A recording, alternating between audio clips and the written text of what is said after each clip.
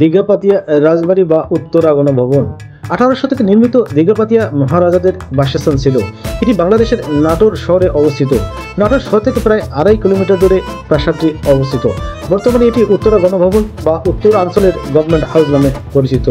1972 সালে শেখ মুজিবুর রহমান দীঘাপাতিয়া রাজবাড়িকে উত্তরা গণভবন নামকরণ করে। দীঘাপাতিয়া রাজবংশের প্রতিষ্ঠাতা ছিলেন নাটোরের রাজা রামজীবন ও রানী ভবানীর বিশ্বস্ত চৌকস দেওয়ান দয়ারাম রায়।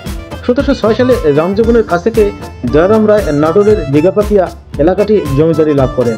প্রায় 200 বছরের অধিক সময় ধরে বগুড়া, পাবনা, জামালপুর ও যশোর জেলার অংশবিশেষ কৃতিত্বের সঙ্গে শাসন করেছেন এই রাজবংশ।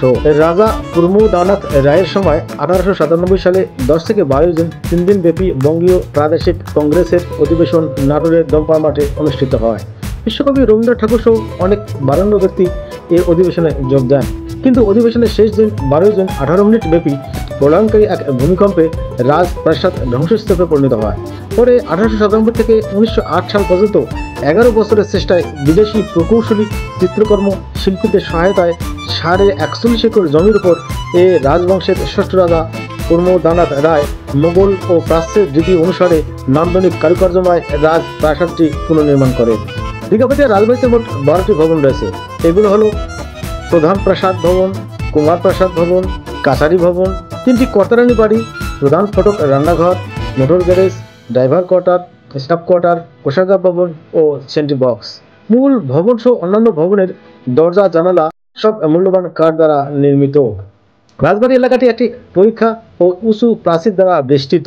এর পূর্ব পাশে 4 তলা বিশিষ্ট পিরামিডাকৃতির প্রবেশ দ্বার আছে। এটি উপরের দিকে ক্রমশ শুরু হয়ে একটি ঘড়ি বিশিষ্ট টাওয়ারে শেষ হয়েছে। এটি 3 তলার সারিবদ্ধ খিলানপথ ও সর্বোচ্চ তলার ঘড়ির পাশে 2টি বৃত্তাকার চক্রের উপস্থিতি দ্বারা আরও বৈশিষ্ট্যমণ্ডিত হয়েছে। ইতালীয় গার্ডেন হচ্ছে উত্তরা গণভবনের সর্বাধিক উল্লেখযোগ্য অংশ। বাগানটির আসবাবপত্র রাজা দয়ারাম ইটালি থেকে আনিয়েছিলেন এবং ব্রেঞ্চগুলো কলকাতা থেকে আনানো হয়েছিল। উত্তরা গণভবনের চত্বরে 6টি পুকুর রয়েছে। এগুলো হচ্ছে গোলপুকুর, পদ্মপুকুর, শ্যামসাগর, কাছারি পুকুর, কালীপুকুর, কৃষ্ণদের পুকুর। এছাড়া গণভবনের ভেতরের চারপাশে সুপ্রশস্ত পরিখা রয়েছে। প্রতিটি পুকুর পরীক্ষায় শান বাঁধানো একাধিক ঘাট আছে।